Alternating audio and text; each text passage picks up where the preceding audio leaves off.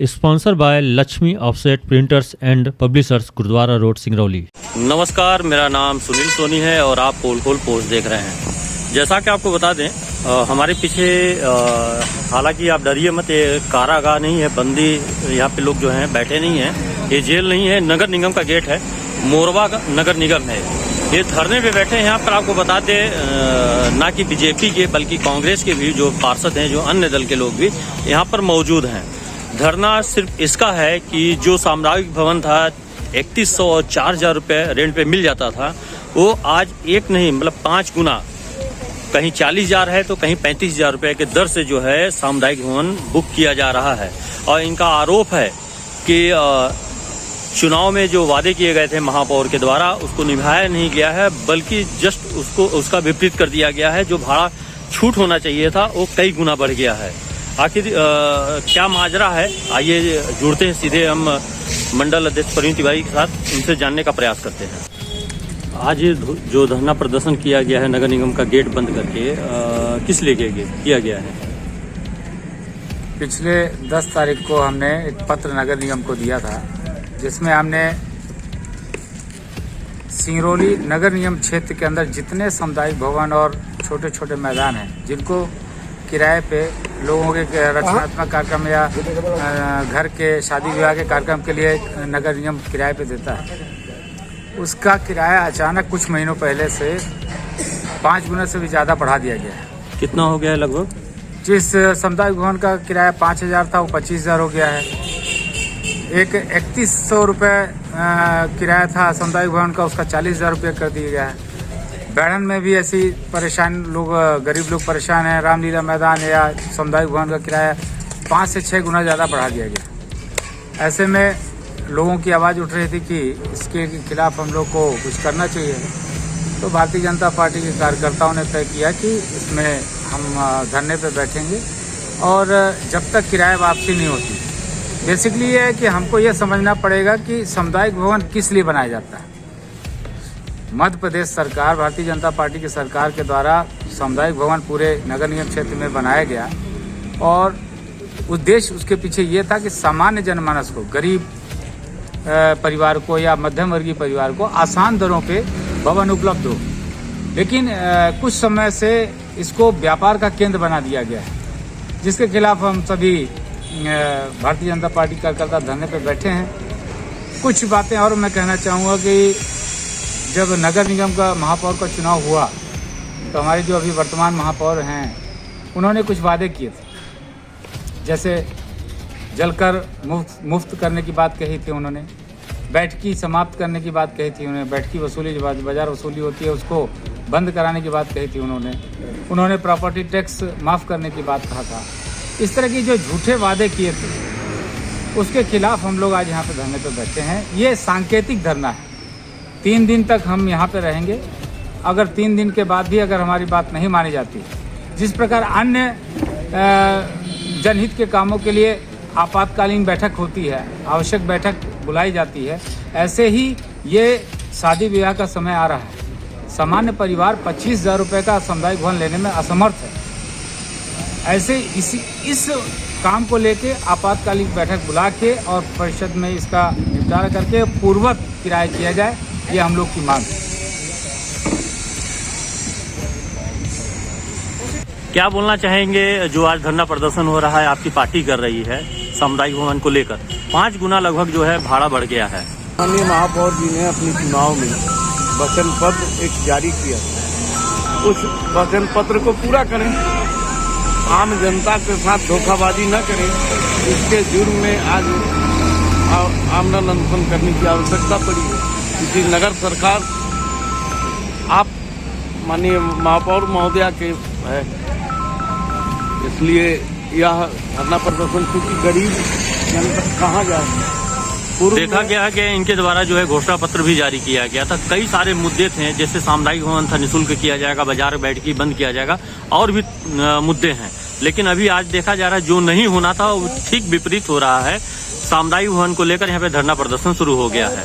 अब बताया भी जा रहा है कि 3 दिन का सांकेतिक जो है धरना प्रदर्शन है। पूर्व की परिषद में निर्णय लिया था कि सामुदायिक भवन आम सामान्य लोगों के लिए 5,900 रुपया LIG वाली सामुदायिक भवन और लायंस क्लब के पास की सामुदायिक भवन 3100 रुपये में हर लोगों को उपलब्ध कराई जाएगी।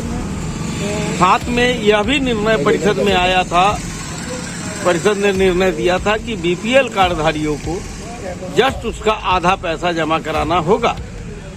लेकिन ऐसा कौन सा परिस्थितियां आ गई कि इस विषम परिस्थितियों में एक तरफ कोरोना जैसे महाकाल से लोग त्रस्त हुए परेशान हैं, दूसरी तरफ अचानक इतना बढ़ा दिया गया और किस माध्यम से बढ़ाया गया ये हम लोगों को समझ में नहीं है, ना हम लोगों को जानकारी दी गई। वर्तमान विशेष बैठक में माननीय हमारे पार्षद सीमा जायसवाल जी के द्वारा उठाई गई थी, लेकिन सही ढंग से न आयुक्त, पूर्व आयुक्त जो अब इस दुनिया में नहीं रहे, वो या नगर निगम का कोई अधिकारी या महापौर बता सके कि यह किसके द्वारा बढ़ाई गई।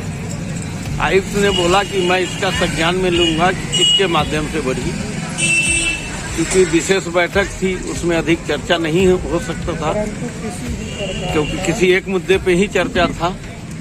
इसलिए आने वाली परिषद में हमारे पार्षद भाई उठाएंगे इस मामले को।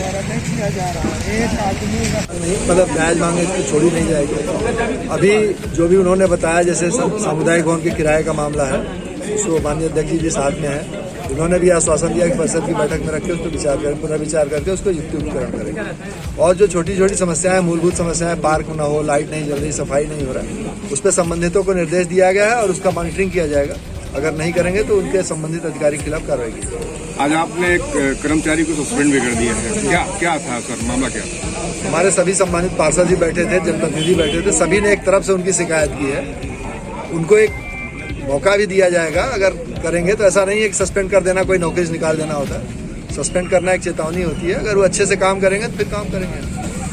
यहाँ पे भाजपा के ही लोग आज यहाँ पे धरने पे बैठ गए थे और उप कार्यालय में ताला लगा दिए थे। देखिए, यहाँ का जो अपने सिंगरौली उप कार्यालय नगर निगम का यह आज ताला बंद लोगों ने, हमारे सम्मानित पार्षद जनों ने और भारतीय जनता पार्टी के हमारे प्रवीण तिवारी जी के नेतृत्व में आज आंदोलन हुआ। उसमें हम सभी लोग, कमिश्नर हमारे नगर निगम सिंगरौली के हैं, बात सम्मानित पार्षदों ने और हमारे भारतीय जनता पार्टी के नेता आदरणीय प्रवीण तिवारी जी ने विस्तार से रखी। जो यहाँ पर जैसा बिजली के कर्मचारी ये विनोद पांडे जी की शिकायत आई, कमिश्नर से बात रखी, हम लोगों ने कहा कि भाई अगर जो काम नहीं करते हैं तो इनको चेतावनी दीजिए, कार्रवाई करिए। सही लोगों को, जैसे अपने यहाँ इसका जो यंत्री है, तमाम इस तरह से देखा गया है कि यहाँ पर काम की कसावट नहीं है, साख्या जी काम पर नहीं है और अभय राज जी है, एक आदमी के पास पूरे 11 वार्ड का भार है। अब यहाँ पर और लोगों को, सब इंजीनियर को यहाँ पर लाए और तमाम जो रहवासी यहाँ के हैं उनको समुचित उसका लाभ मिल सके। फाइलें लोगों की नहीं हो पा रही है। पार्कों का और सामुदायिक भवन की बात थी, जिसको लेकर के परिषद में यह कमिश्नर ने बताया है कि हम भेजेंगे प्रस्ताव और कमिश्नर में उसके बारे में सम्मानित सभी पार्षदों के द्वारा बात रखी जाएगी और उसमें पुनर्विचार किया जाएगा। इस तरह के आगे भविष्य में कोई घटना न हो, जिस तरह का उप कार्यालय को ताला लगा दिया गया, इसके लिए क्या रहेगा आपका? देखिए, इस तरह से नहीं होना चाहिए। कहीं न कहीं यह लापरवाही है कर्मचारियों का भी। कमिश्नर ने इस बात को संज्ञान में लिया है। हम सभी ने यह निर्देशित किया है अधिकारियों को कि यहाँ पर इस तरह की दिक्कतें नहीं आनी चाहिए। सिंगरौली का यह बड़ा एरिया, काफ़ी संख्या में लोग निवासरत हैं, 11 वार्ड है। इस 11 वार्ड में विस्थापन तब होगा जब देखा जाएगा, लेकिन जब तक वह रह रहे हैं उनको पूरा नगर निगम का लाभ मिलना चाहिए। यहाँ से टैक्स वसूली हो रही है, सब तरह का यहाँ से नगर निगम को मिल रहा है, तो जनता को इसका लाभ मिलना चाहिए। तो सब इंजीनियर का हो बात, चाहे बिजली विभाग की बात हो, चाहे पार्कों का और सामुदायिक भवन की बात हो, सभी बारे में विस्तार से चर्चा हुआ है और भारतीय जनता पार्टी के हमारी भाजपा की प्रदेश में सरकार है, हम निश्चित रूप से वादा करते हैं कि कोई भी मूलभूत सुविधाओं की बात होगी, हम लोग बात अपने विधायक सांसद जी के पास भी रखेंगे और सिंगरौली के लोगों को समुचित लाभ मिले नगर पालिका निगम से। एक अध्यक्ष होने के नाते मैं पूरा आश्वस्त करता हूं कि कोई भी इस तरह की कमी नहीं होने देगी। जैसा कि आप हमारे पीछे देख रहे हैं, नगर निगम कमिश्नर आ चुके हैं और बैठकर सारे मुद्दों पर बात की गई है और आश्वासन दिया गया है कि आपकी सारी सुनवाई होंगी। बने रहे पोल पोस्ट के साथ। धन्यवाद। Sponsor by Lakshmi offset printers and publishers, Gurudwara road, Singrauli.